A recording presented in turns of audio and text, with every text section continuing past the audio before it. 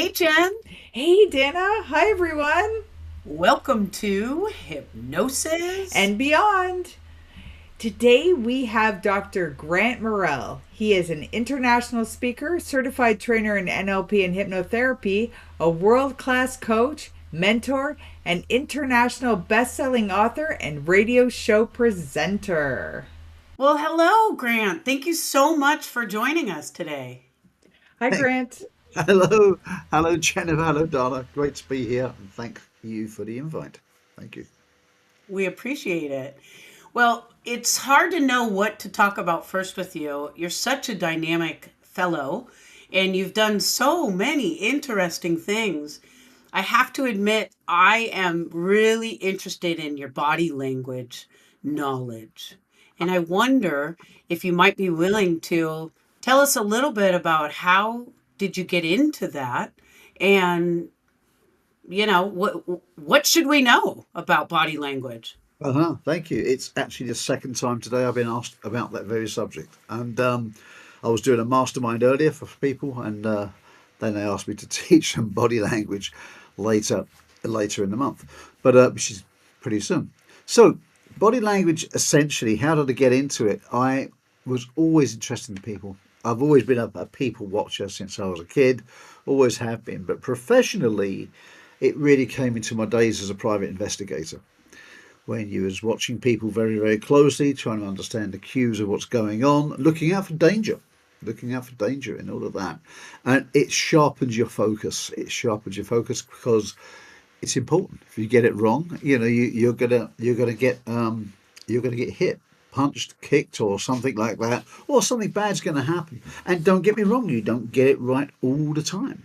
But the more you do it, the better you get at it. And then I started learning lots of skills onto body language. Interesting.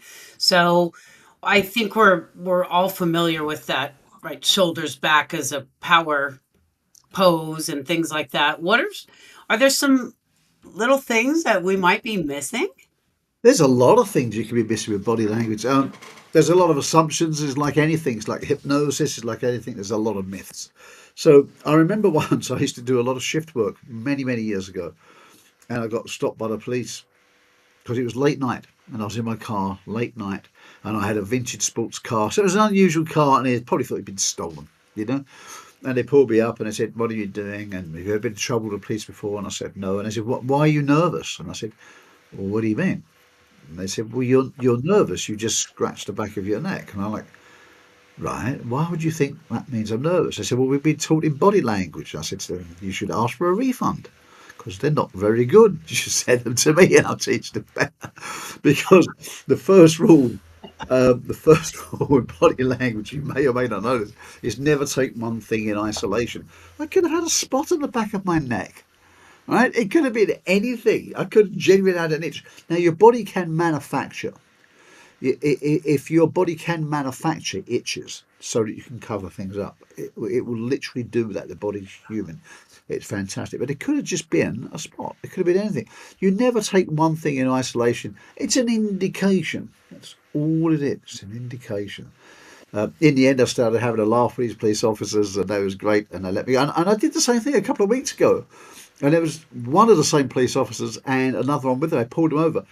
They said, "Excuse me." I said, "Oh, it's Grant." "Oh, it's okay." We were chatting. He remembered me. He said, "You're the guy." They said, "No, it's okay." I said, "Do you want to have a look in the boot, what you called, and try and get?" I said, "No, no, it's all good. We had a look last time." But we knew each other's story. But the, you never look at one thing in isolation. You have to use it as an Mm, indication because context is absolutely everything. Um, wow. let's look at the classic arms covering like this. This means you're closed and concealed. Not necessarily, no. It's kind of irrelevant. You may as well. So I'm sorry to dispel the myth. All the books you've read about that are probably wrong. Context is everything. Let's say a lady is suddenly meeting a group of guys she's never met before, and she's wearing a tight fitting top. She's going to feel a little bit vulnerable. She's going to go like that.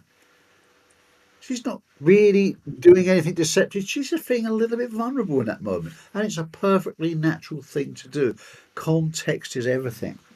If you're amongst a group of people you're very confident with, and that's not a habit of yours, then you suddenly do this and clasp every time, yeah, that might be one indication.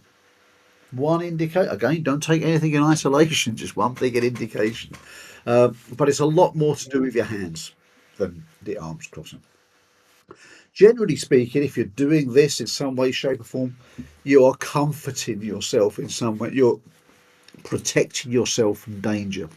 This all goes back to prehistoric times when there were dangerous, large animals about that would attack us. So if I come up to you now like this, you would probably go, either that or punch me. You do one of the two, right? But like this. Why do we do this? We're protecting arteries here. Because when big cats used to attack us, they would maul us and rip the arteries there. It's a primeval instinct to protect from that. That's why we do it. So it's not something you can exercise yourself out of. It's millions of years of evolution is stored inside us to do that. So these things don't lie. They don't lie.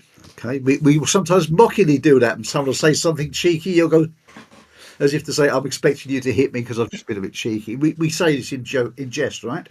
Because we know it's an international understood thing. So all of these things are little cues. I'm enthusiastic about this. You can see that because I've just leant forward like this to talk about it. My hands are between my knees and I'm just joking like this, just like you're talking to your best friend and you haven't asked for a long time. They're telling you a story and you're going, no, come on, tell me what happened next. If you're not like that, you're probably sitting back a bit more, like a bit more reflective, or even hiding, trying to get away. All these things are indications. So if you're going to sell to someone and someone's talking to you and you start to talk about your offer and they start to lean back, they are not ready to buy, my friends. They're not ready to buy. Don't make the offer. It's going to fall on deaf ears. You've got to get them more interested and start to see this happening. Okay? That's where you go. So you're watching carefully. Again, context is everything. If there's a red hot flame here, they're not going to put their face in it. They're going to move back. So just use a bit of common sense with these things and keep it real. Body language, I mean, voice, tone of voice is incredibly powerful. However, what happens, and I did a video about this a while ago, what happens if you're in a crowded bar, call it whatever you will, and you cannot hear what they're saying? You can just read their body language. What happens if the people are mute? They cannot speak. You're not going to pick up any voice. Their body language will not lie. It'll give an indication. And we used to practice this in bars and cafes and watch two guys or two girls or a group of people talking. Who's in charge of this group? Who's doing that? Who's interested? Who's agitated? TV, it becomes a natural thing. I was watching a TV program last night. And as a guy, I thought, wow, that guy's loaded with anxiety. Loaded. I can just see his body language. And it turned out later, yeah, he was. But you can see the early warning signs. It's obvious once you learn to read it.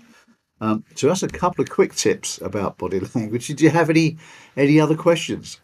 That was a wonderful, wonderful explanation. I'm curious, when you talk about observing people and of course your PI background, how, since you are looking for that context, how long do you think you would observe somebody before you would think you could get an accurate read? I mean, I know there's no one number and all that, but in general, what do you say? Again, it depends. I mean, if it's a brand new stranger, it's a little bit harder because you don't know them. If you and I know each other well, and I know your baseline, as it were, this is what you're normally like, and another day you're a little bit off. Like if you're coaching a client, you see them and you're like, "What's up? What's wrong today?" You're not your usual self. You see something's off. So if someone's acting different to how they normally do, if I'm normally really like I have a habit of doing this, which would normally indicate that I'm concealing information. Right? But not with me. It's something I do all the time. It's a habit of mine, a sort of thing. In fact, with me, it probably means I'm kind of withholding saying something, but not for a bad reason. I'm probably really interested in what you just said, and I'm like, don't interrupt, don't say anything, because I'm yeah, good, because I'm interested. With someone else, it could mean that they're about to lie. Okay, because they're I mean, there was a there was a group of hypnotists that I know, and a big argument broke out amongst them. A big argument. And it was like two people, and it really blew up. And they both stood up and screamed at each other across the table. And I thought it was going to come to blows. And we kind of distracted the whole thing and calmed it down. But at that moment, I remember seeing almost like a screenshot of everybody's expressions. And it was absolute. I wish I could have taken a photograph and used it in the body language book, because it was like this. People were like, everything was stopping them from saying anything, because they was all thinking, oh my God. It was just, they was completely restricting their speech from saying anything, from saying what they thought. Every single person, every single one on the table. So yeah, these are withholding comments generally, which again may be a bad thing, may not be a bad thing, but it just means you're withholding from saying something. Hey, does his haircut look good? And you're like, yeah. Because it does. It might be that, for example. All right. So it may not be that you're being bad or evil. So don't just think people are lying. And the other thing is, you can't detect lies. You can't, when you say lie, you can't directly detect lies. But what you can detect is stress that is synonymous with not telling the truth. Okay. So lie will be a product of that thing. So again, just remember, context is everything, and I can't repeat that enough. Context is everything, and these things are an indication. And if it's a normal habit for someone, and they're not always like, then that's just a habit they have. I used to know a guy who used to be a sales trainer, and every time he made a point, he would go blah blah blah blah blah blah blah. That silly expression. Now, he just did that. I've not seen very many people ever do that in my life. I've seen a few, but not many. But that was just his thing. It was almost like when he delivered the line, some people would go like that, da da da da. He would go with this expression. It was just a habit. It was a normal thing for him to do. So, I guess we all have normal things. If you start looking at yourself and realizing little things you do on a normal basis, that's it. Some people go, or like that, whatever. But look for a change. That's what you're looking for, a change, an abnormality in someone. Okay. Fascinating. Love it. Well, so you also do corporate trainings. Yeah, indeed. So tell us about sort of how you got into corporate trainings and what you do and Sure. with that. Thank you. Well, corporate training and any kind of teams and training is by working in companies years ago when I was there, and I was just continuously frustrated with the way people treated each other, their selfishness, the guilt, blame culture, justification, all of these things which goes on in the corporate. It doesn't always happen, but there's quite a lot of it. And it can become a pretty cold world. And it frustrates me, because when we look at the bigger picture of this life, essentially I think people is all we have. People are very important around us, and you should look after each other. We're a big asset to each other, and often through fear, bad culture and environment in companies, this is what breeds bad behaviour out of self-protection. And I think awareness is very important of that. And to do that, it helps people understand their true values, their beliefs, their strengths, because the more stronger we feel in our own abilities, the less we feel we need to kind of steal that from other people. And that means there's less backstabbing, less fear, and it's a better company culture. So that's how I kind of got into that. Interesting. And so do companies come to you? Do you go to I'm sure by now, because you are Dr. Grant Murrell. Let's be honest here. But how did you originally get into doing that? And what would be some of the offerings that you do that help with corporate culture? How does that look? It's corporate training. It's not only corporate. It's for small and medium-sized businesses. I mean, there's slight differences. There are slight differences, but it's normally we start with a person and the person. Now, if it's a company, it's normally the owner. We like to work. Now, quite often they'll get you in and they'll say, "Okay, well, I'll work with my team." And, all right, you can work with a team, but really, it needs to come from the top down. You need to start changing the culture. And in a smaller company, like a team of 5, 2, 3 people, it's very, very important to work with the owner. And to understand picking the right people. And with a micro business, it's you. It's all you. It is simpler and easier to fix, but the methodology is the same. So how I got into it was always fascinated. I was a sales trainer when I was very, very young. I was a sales trainer, and I had been listening to people on the telephone before we had video phones. So all you had to do was listen. That's all you could do. So you became very good at listening to people, listening to little pauses in the voice. And I've always been excited by sales, by making deals, ethical sales, very, very important. And by doing that, it helps companies grow. It helps you share your product or your service.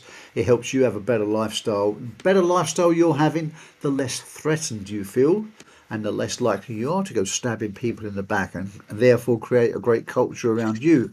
And then you become magnetic because you're not trying to sell too much to people. You are just attractive, if that makes sense.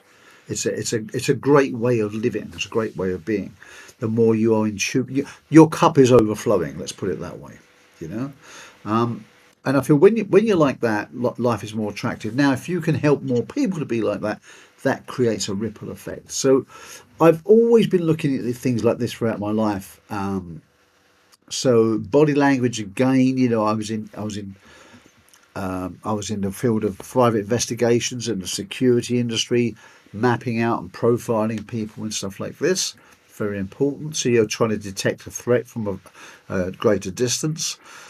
Once it comes into the world of sales, it maps over beautifully in the world of sales. And sales, any business relies on sales, whether they like to think of it or not. It really does. It's a different subject for a different day, but it really does.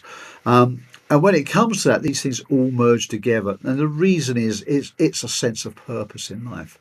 I like to leave people in better condition than I found them. And I think if we all made that our mantra every day, the world would be a great place to live in. I get quite holistic about these things, but so my goal, my mission, if you will, is to help 1 million leaders to live life without limits by clearly communicating their message with the world, so that they can live a life of happiness, fulfillment, abundance, and leave a legacy for other generations. And that's why I do what I do. Wow, that's beautiful. I love it. Leave things better than the way you found it is just a Yeah. wonderful value system and quite simple. It doesn't seem like that should be hard to do, right? Right. Right. It's not complicated. That's what I like about it. It should be easily adaptable. So when I work, you asked me about packages, right? When people work with me. So I do mastermind programs, which I did one this afternoon, a couple of hours ago, where I help them. I've got different masterminds. One's for sales and marketing, one's for team systems and scaling up your business, because they're different kind of problem sets, if you will. And then, of course, I do hypnotherapy for people. Hypnotherapy, one-on-one or group, to help them understand their goals and to map that out and to do this. Coaching, I do group coaching and one-on-one coaching. So group coaching is similar, except, of course, it's not exclusive to you. It's more like to the group. And one-on-one is 100% all about you. All about you. And that's what I do. Yeah. Wow, fascinating. Well, Jen, I'm sure you have some questions for him about that. You're muted. Sorry, I just had the dog issues in the background, so it kind of threw me. Um, You see bark, that. bark, bark. But anyway, Let me just say, there's context right there. You may have thought she'd zoned out, she wasn't interested, whatever, but her dog's just walked in the room. There's context for you straight away. So exactly. if you was reading Jennifer's body language right there, boom, there you go. Why was she acting like that? Because her dog just Yeah, walked in. Right, there you go. Jennifer, exactly. I'm dog free at the moment. So I have a dog-free moment. So I'm just wondering. So as far as coaching and corporate are you in a lot of corporations and seeing how they work and whatnot Yeah, as I far do. as their culture goes? Yeah. Yeah, I do. Yeah. I do. I do that, and I walk in, and it's startling. It's startling, but not surprising, if that makes sense.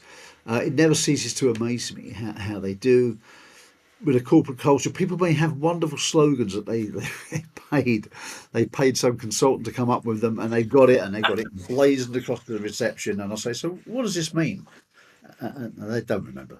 They don't remember. So it should go Yeah. through the stream of the company, like everything they do. So when I Yes. work with people, they sign a contract, right, which says they will promise to do X, Y, and Z and behave in a certain manner to keep them accountable to that. Oh, wow. Yeah. Yeah, because I mean, as far as we are today, we can there's no end of information about how to live a better life and how to conduct yourself in a better way, but is it really happening inside? So that's really, really Right. interesting to, E- you know, e- how are we Exactly. doing in 2025, right? How are we doing? We're getting there and we're shaking up. But of course, we've got this thing called AI that has just I mean, AI has been around for 50 years, but it's made quantum leaps recently. In fact, I was on a call with an AI specialist today, and he's had some problems with his AI for a couple of weeks. In those couple of weeks, AI has moved on so much, he now needs to catch up. And I spoke about this at Oxford University a little while ago. I was in a round table there, and I was saying the thing with human nature is we are, I'm afraid to say, inherently quite selfish. So if you look at when emails first came out, emails were going to be the answer, right? We had to send less letters, we can send emails, we can get there quicker, we'll have more free time to spend with our loved ones, doing great things and contributing to our communities because we didn't have to send so many letters. Did we do it? No, we screwed it up beautifully, didn't we? We just sent more emails because the company next door sent an email. We're just as busy as we were, and we're just as screwed as we ever were because of our inherent selfishness, I think, right? So we didn't give it. So, I mean, if I was an alien looking down, I'd probably say nuke a lot of them because they really haven't got the idea yet. They haven't got it. But Yeah.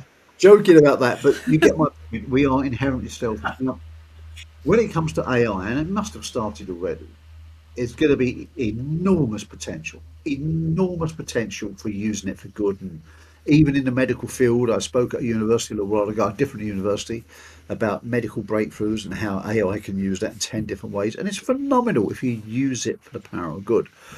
The propensity for using it for bad is equally as high. People generally may hear and know that,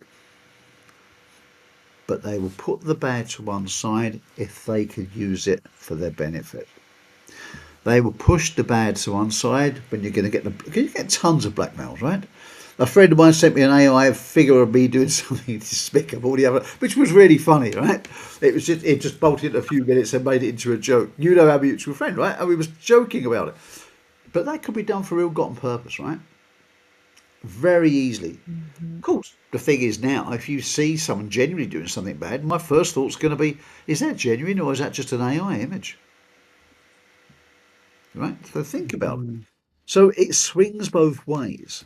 Um, but then you think, if you look at human nature, how things normally go, they go using it good, using it bad, bad, bad, bad, bad, bad. Terrible things will happen. Terrible things. People will negate it if they're benefited from it. Until it lands on their lap, it affects someone they know, love, care about, hear about, or themselves. At that point, they will say, this is bad. Something's got to be done. And it will reach a point when I think the world will then get to this point and then start to. There'll always be new controls put in place, and that's a cat and mouse, criminal intent, ethical intent. And it will be just like computer viruses, computer virus patch. But eventually the world will start to change and start to make an ethical use of these things because that's the way it normally goes. So I think we're going to see some really amazing times followed with some bad times, and then there'll be a sense of equilibrium will come with AI is my prediction. And I've already seen some of these things coming true already. So be careful, look out. I mean, AI is poised to cause 88 million job losses in the US. 88 million, but it's poised to create 93 million jobs, but only for those people who are ready to pivot and swap and change. If you're going to dig your heels in to stay where you are, look out, look out. And the impact that that will have on crime, I think, is going to be astronomical, astronomical. So be careful. It's a great, great tool. And I believe if you're not using it in your personal life, you should start using it, because it will help to make you more productive. If you're not using it in your business, once your business is ready at a certain size, you can benefit from it. Start to use it, because it will make your business more effective. If you're not using it at all within the next few years, I can't say for every industry. I think there are some industries which are exempt from this, but the vast majority of industries, if you're not using it in 3 years, goodbye. And I think it's a very serious thing. But please, please, please use it ethically. Look after each other, because at the end of the day, artificial intelligence is powered by human intelligence. So I think if you can combine human intelligence with artificial intelligence, it's a winning formula. Okay, well, that's great to get your perspective. I mean, I have, of course, my own perspective on lots Which of I, things, so I won't bring that which I, into that. But oh, I'd one like thing to hear. I I'd would like like to to hear. ask, I'd like to hear. you around hypnosis, right? Sorry? Right. I'd like to hear. I'd like to hear your perspective. I just do want to dictate. No, no, no, no. That's for another show. But anyway, like as far as these hypnotists Well, that's me talking and about everything. bringing AI into their world and whatever, I just kind of laugh, because I'm like, well, it might do a great job of just replacing you, right? So Well, yeah. there is that question I have when, it's like, great, now there's this AI bot that you're done. So where is the humanity in that, right? So you're a hypnotist. Where do you think this is going? Exactly well said. Exactly well said. It will go one way and swing back another, because if you look at trends of human nature, that tends to be where it's going. Can it replace people? Absolutely. Of course it can. Of course it can. So it's the human element. Now, I mean, there's things you can get at amazingly low prices that can do things to replace them. Will people like to do that? Well, I think the answer is not an absolute. Some will and some won't. Some people will prefer to chat to a chat bot about personal things, because it's just a chat bot. They'll feel it's private, but of course it isn't. It isn't at all, is it? It's you're putting it in the ether, right? The more private really is to speak to an individual. If you do that, that is purely confidential, and it can always be. If it's leaked out, it's leaked out from that one person. And of course, code of ethics, obviously, very, very prominent in the world of consulting, coaching, etc. So I think it is important. The one thing which this really upset me the other day, I saw an advert for AI companion, and what it meant was friends, AI friends, chat to people, and it really choked me up to see it. I thought, how incredibly sad is that? That people would have to speak to, the Monicas and Porsches of the world to get friendship out of things, right? And that's what I'm thinking. It's incredibly sad. We all laugh about it, but it's serious. Some people do. Why not better teach them human behavior skills, conversational skills, body language skills, so they can speak with real people, so you can get a real genuine connection? That, I then think, is going to become very precious to people.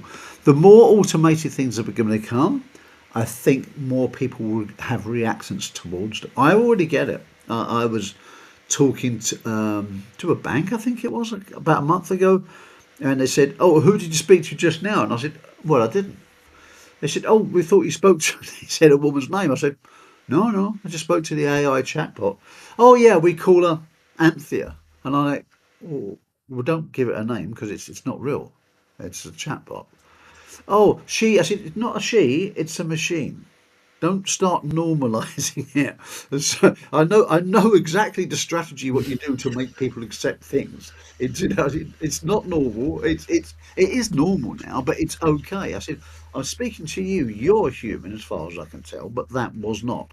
I was talking." I said, "No problem with it, but don't try to indicate it was human." And they humanised it, because they was taught to do that, right? So, and that's around us Mhm. already. That's already there. I think if you were to make a couple of phone calls today, you will be interacting with an AI at some point. That's quite normal. But you're right. You've got to be careful replacing it, because the person who's defending and normalising that, their job is directly threatened by it. Directly. This came Yeah. years ago. I was Yeah. in a supermarket years ago, and it's a true story. I stood there to queue up, and someone said, "Would you like to serve yourself?" And I said, "What do you mean?" And they said, "Serve yourself." I said, "You trust me to do that and not walk out with it?" Not that I would, but you don't know me.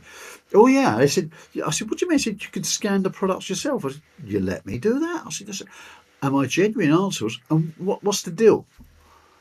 I said, "What's the deal? What's the discount on that?" They said, "Discount?" I said, "Yeah, for Yeah. doing the job for you. What's if I do it myself?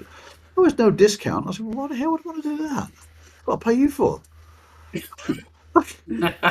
don't get Yeah. a bricklayer around and he doesn't say, "Yeah, you make the cement and I'll put the bricks." Yeah, it's just what I paid you to do, isn't it? Or if you were doing that for them, you'd expect a discount on the price, right? It was a genuine answer. Absolutely. Why would? And I said, "Well," you can just do it to save time because we're really busy." I said, "Oh, I get it. You're really successful, really busy, and that's my problem now." What the hell are you talking about? How's that my problem? If you're busy, I'm happy for you. Employ more staff. "Oh, but we can't." And I said, "Well, where's all the other Right. staff?" "Oh, they're out the back." I said, "Doing what?" They said, "Stacking doing the logistics." I thought, "Well, who was doing that before?" "Oh, other people." And watch out. This is only going to go one way for you. And they said, "No, our jobs are safe. Management told us." And I said, "Oh boy, they really did a number on you." And those staff are no longer there. There you go. And what happened? Right. The checkouts become less and less. The self scanners become more and more. And what happens at the self scanners now? There's a queue, there's a line. It hasn't saved time at all. It's just like the emails. We didn't send less, we just sent just as many letters in emails as we did. Human nature repeats itself time and time again. If you look at the past, it generally indicates, doesn't necessarily tell, but it indicates what's going to happen in the future. It's when you stand back. I believe I'm gonna badly paraphrase Buckminster Fuller, and he said, "If you stand back and observe the world, you'll see the gears of the universe turning." Something in those lines. So, in other words, if you stand back and observe, all the clues are right there in front of you. And it's never ever put me wrong on saying that. Short term, it may not happen, but Wow. longer term, that's what happens because it's human nature. We've been around for a very long time making similar actions. And there we are. So again, I think AI, if you use it properly for doing mundane tasks that can't be done, well, can be done but replaced, so that people can do more high value tasks to help humanity, brilliant, absolutely fantastic. But it's just like everything. It's the old analogy, isn't it? The scalpels or a surgeon's scalpel. You can use it to wound someone, or you can use it to save a life. It depends how you choose to use it. It's not the instrument itself; it's the choice of how to use it. What do you think, Jen? Fascinating. I love that. Yeah. Interesting times we're living in. Isn't It it? I is. think it's going to require about 10 podcasts to work this one out. And maybe some boxing gloves. Yeah, I think so. Well, I can see you going like this all the way through it. So I get that. Well, well, I wonder oh, if the AI has changed the way you do corporate culture trainings and body language readings. If AI is studying, past body language videos and learning this means this and this means that, and then how that might affect culture and how you as a trainer you're bringing the humanity back. Yeah. I wonder if your process has evolved as well now. Not particularly, no. But like anything you're putting into an AI, it's as good as the information that's going in, right? Any computer programmer will always tell you, the old adage for many, many years have been garbage in, garbage out, right? Whatever you put in comes out. So if you put in bad training in, and there is some pretty bad training out there, I can promise you that. If you put the bad training in, it's going to be spitting out the bad training as absolutes. So it's careful. You got to be looking. I like doing the fake because it is live training. AI can help with this. Don't get me wrong. It really, really can. But I think the best way to learn a real human skill is to do it with humans, because I know so many people who will read these books from cover to cover and they could tell you every nuance of it, but they can't do it. They can't do the skill. They can't do the skill. You've got to drill it. Because you've heard the expression that a map is not the territory. Well, it isn't. It's absolutely true. The map is not the territory. You can read something, you can know something, but until you can feel it, embody it, and do it naturally, with it, and almost by forgetting the labels, but it just becomes who you are. Then up to that point, it's just information. It's not something. It's not a skill that you can utilize. Okay, it's like reading a book on martial arts. Good luck with that one. Someone tries to muck you in the street. I say, hey, hang on. It's now I've read an interesting technique by which time they're taking your money and run, right? So yeah, you gotta watch these things and be ready, and it depends on the context of where you are, whether you're on a screen like this, whether you can see their full body, the interaction, the clothing, etc. Everything is a choice in life. Everything is a choice, and we look at people's choices, which tell you so much about them. Wow. I love it. I think we could keep picking your brain for Yeah. hours. So hopefully you'll come back. Well, keep Another thinking you might topic. find something worthwhile. but, um, but yeah, good. Well, that brings us to our next segment, which is our silly subconscious question. Well, that I can do. And our question for you today, Grant, is if you could remove or erase any human emotion and it just doesn't exist anymore, which one would it be and why? Good question. I think I know what I'm going to say, but I just want to think a little bit more broadly about it. Be a combination between jealousy and fear. Because, well, let's just say fear.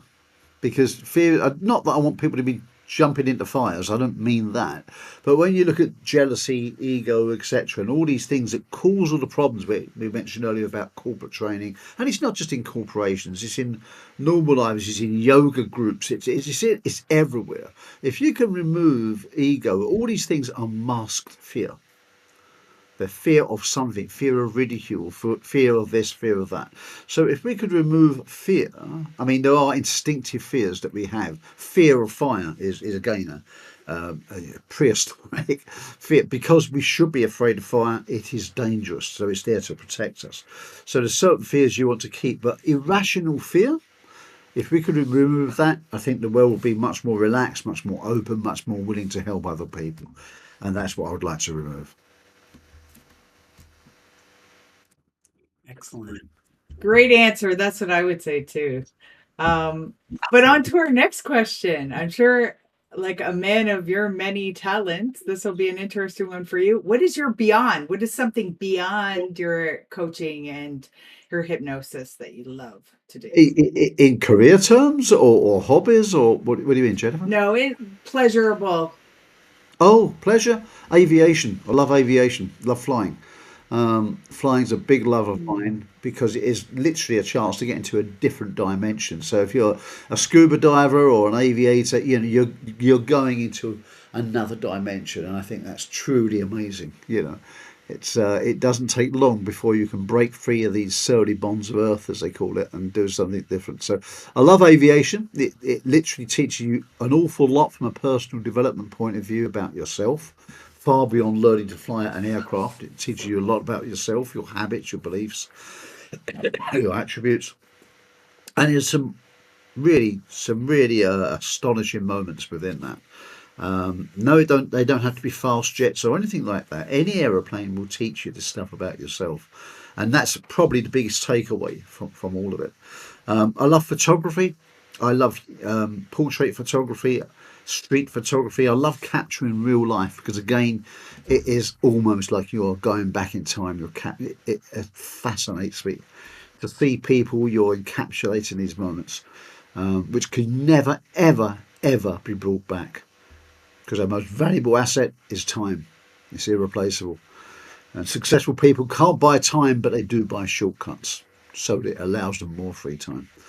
So it's the most valuable thing, and photographs can capture those moments, which are so precious. So you look back at people, what they were doing 150 years ago was essentially the same as what we're doing. We think we've invented new stuff.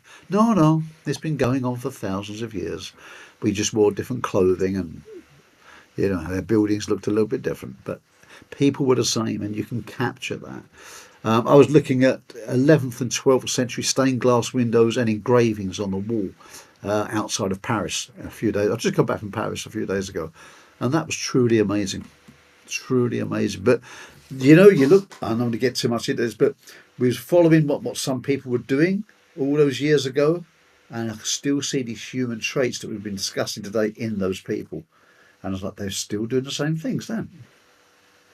We haven't changed very much. The human brain has changed. Our clothing has, and technology's changed. But the human brain's been around a while. It hasn't changed too much in the last 250,000 plus years, okay? So it's not going to change anytime soon. So the best thing you can learn is about that. But yeah, that's why I love these things, because you look at humans over the years, photography and then aviation literally gives you a different perspective of the world. It teaches you a lot about yourself, how you behave, and your hopes, your fears, your patterns of doing things.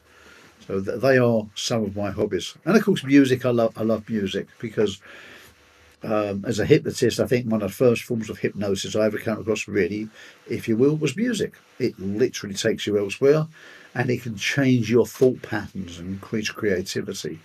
And it's like wear different hats. It can change your emotions really fast. So they are some of my hobbies. Wow, you took us through a real hypnosis there. Flying, music, photography, art. Wonderful. Thank you. That was nice. Well, Well, we so appreciate you spending some time with us today, and we can't wait till you come back.